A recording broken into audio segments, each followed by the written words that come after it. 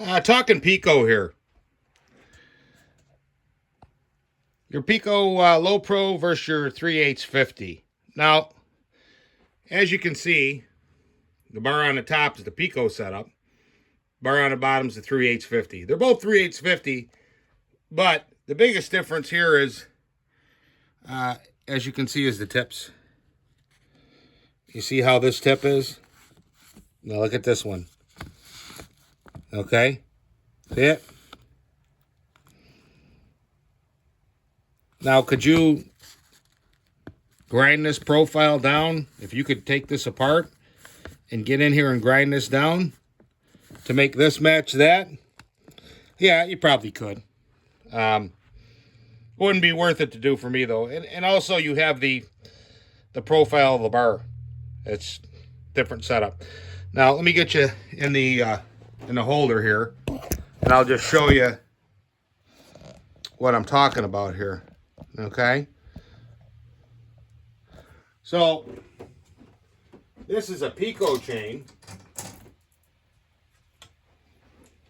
and this is your Pico bar. Okay? So if you look here, that's running in there nicely. You notice it's not trying to porpoise or it's not sticking out. It fits in there nicely. Now, we take this same chain, we throw it on a 3/8 bar.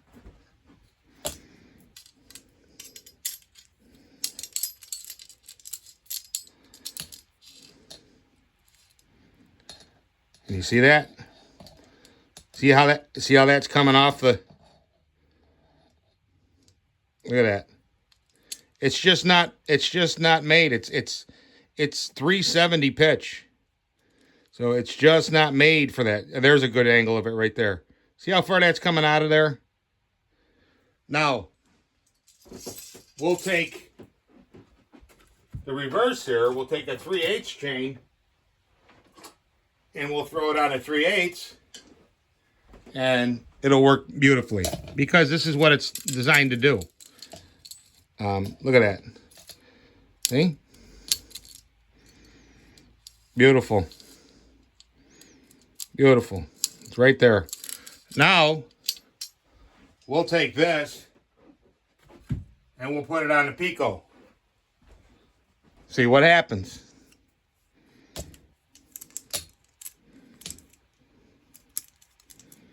Uh-oh. Look at this. Oh, that's not going to work. No way that's going to work in a million years. So, like I said, this is designed to run with this system. Yeah, but Fabes, the chains are both 375. Yes, and the distance between these rivets divided by 2 is 375. You are correct there.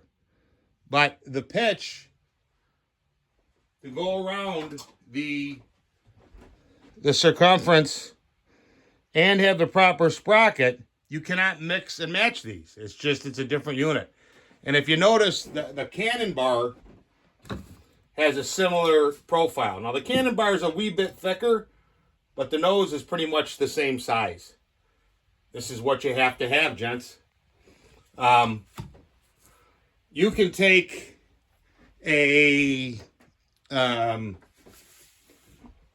3/850 bar, and I believe you could drill out the rivets and put a .325 sprocket on here, and then conversely change from 3/8 to .325 and still use this bar. I'm pretty sure you can do that. There are guys that have done that. But as far as taking another tip, you can't take this tip and put it on here because it's too narrow. You'd have a big gully in there. You can't you can't run this with a 3/8 regular sprocket because the pitch is off. You got to use one of these here. One of these 404s. And in this case, I started machining it and I broke the tool, but I finished grinding it down. You got to have this in order for this to run. There's just no way around it. It's, you know, it's got to be that way. And some guys question the durability. Well, G-Fabes, these seem like they're not as robust. Yeah, they're lighter, quite a bit lighter. They're thinner, but I've had this bar on a 241 for got to be going on 7 years, and I've cut a lot of wood with it. You know, I cut, and then you flip it over, cut every once in a while, file. You know, just take care of your saw. I mean, this bar is good for another 100 cord. So as far as the argument of longevity, I mean, I would say if you did a destructive test, yeah, this thing's going to hold up better than this. But just cutting wood, yeah, maybe this might last longer, but this ain't going to last longer than this. You know, that's the thing. Sometimes you got to spend the money. You know, if you want to do something like this, if you want to, you know, take your saw and muffler mod it with the stock can, put your single or dual, or you want to build your own pipe, or I can build a pipe for you, and you want to swap over to this drive system, you know, you got to invest. But the thing is with this, okay, as long as you have the ability to make the drives, or you can obtain the drives for cheap. Now, I know over in England, a sprocket's probably like, it's got to be up there 60 or 70 bucks. But they also sell, you know, 8 or 9 pin sprockets, which into wood, I don't think would be as, I mean, I don't know.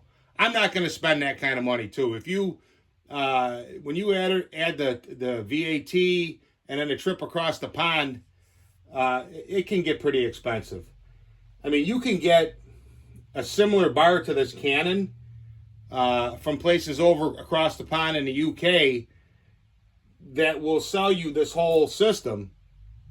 But again, you're looking at a couple $100, and they're GB bars. They're made in Australia. They're very good bars. I mean, I wouldn't say nothing bad against them, but I think that these are a little step above. The whole process of how they make these, everything is more accurate.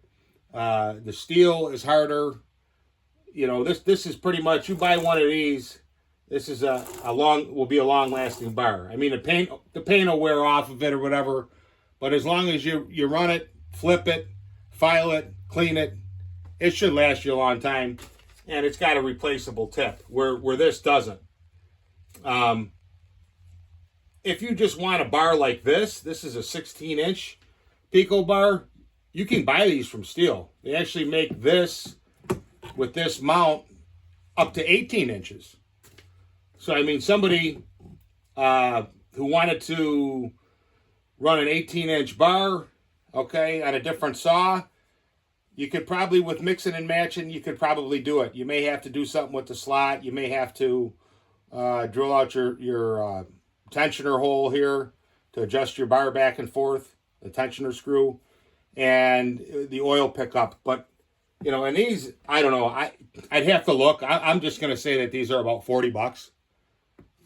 But the problem is you can only get these in this mount up to 18 inches. If you want to start going bigger, you got to go to Canon or, like I said, in GB. And it's strange because over in Europe, in England and whatever, they use these for milling all the time. I mean, if you go over there and try and search for this in the U.S., this setup that I'm talking about, it's really not available. You almost got to make everything work yourself, which I did. I mean, the whole thing was the sprocket. You know, was the drive sprocket, getting the right spline and getting the right diameter. But we're good. She works. I've cut quite a bit of wood. It goes. I've got an 18-incher coming too. This bar I was able to get 20% off And the other bar I was able to get 20% off. So, you know, you get a bar like this to your door for $110 or whatever. I know guys don't want to spend money, but this thing will pay itself off like nothing. I mean, like I said, this saw here, she's with this rowdy pipe and with this ps63 drivetrain change. You're cutting more wood for the same amount of fuel, and you're getting over 40% faster cutting. And because you're using a narrower chassis, you're getting through that much faster. Extra almost 16%. Well, actually 16.6% on this saw. You're getting through there faster using the same amount of fuel. So you're actually not only cutting faster, but you're not doing it by running a 3/8 50 bar and then modding the hell out of the motor, and then you're making this chassis through the increased horsepower pull as good as this chassis, which I can do. But I bought 2 of these saws, and I got one coming. Supposedly, a guy on Instagram I know, he bought one of these, and he's very against the new steels. I mean, I'm always trying to get him to try them out, you know, because I think he might change over. He cuts a lot of firewood. Looks like he cuts like a lot of pine and fir, and I mean, this thing would just rip through it. But anyways, he got a saw from one of the locals, and he tried to sell it, and there was no takers on it. Like I said, he's more of an old school saw. He likes the old 2 series because they last forever, which they do. I totally understand his perspective. But if you're in a firewood game and you got something that's going to obliterate a 262, or if you're using an old home light, the old Big Blue, Old Faithful, the old home lights, they're about as fast as a Rancher 55 or 455. Pretty similar cutting speed. I mean, this thing will destroy that thing. You'll cut 1.5 to 1.8 times as much wood with this setup, rowdy pipe and this. Now, like I said, I could go back in here and get some more power, and if that saw does end up in the mail, I'll go through it if it's worth putting a new piston and cylinder and everything on there to get it running, and I can get it running pretty good. And I just use that as a mule. We'll go ahead and we'll play with the intake. We'll play with the cylinder. We'll do a little bit of work to it, and there's probably another 10, 15, 20% in there. But for me, this being a brand new saw, it's an XPG. It's a heated handle. I'm kind of happy with just running it like this, with just the pipe. Either a can muffler that you opened up, or dual pipes, or single pipe, or you build your own pipe, or one of these pipes here, these rowdy pipes. I can build these and then switch over to this. You're for this particular saw, for how much it picks up in gains, it's well worth it in my opinion. Well worth it. So like I said, I'm not going to go back into this one here and start carving and grinding. I've already got a benchmark here. Okay, so we can just, ratchet up the speed from here. The next thing I would do on this is I'd go into the intake, see what I could get out of it, without touching the cylinder. Get every single thing I can before I touch the jug and slug. If that means pulling the carburetor out, thinning the shafts, ripping it all apart, putting it on the lathe, taking a 10,000ths bore cut, putting it back together. If that means possibly taking another intake and a bigger carb and putting it on here. I mean, any number of things that you can do before you go to the cylinder. Once you exhaust all that and you get what you get, then you can go into the cylinder. I mean, this saw, like I said, I'm at 42%. There's no problem with filter, some piston and cylinder mods. And that's just flow port. That's with no machine work or tightening the squish or anything, because I want it to last. Easily get 55% out of it. But hopefully in the next couple of days I'll see a package here out from Montana, and that saw will be in here, and then I got something to play around with, to try some different things. I just hate to butcher the heck out of this thing. This being, the heated saw, the heated handles, heated grip saw, and it's just such a nice runner the way it is. Why not just run the heck out of it? Let it pay for itself another 50 times, and then go from there.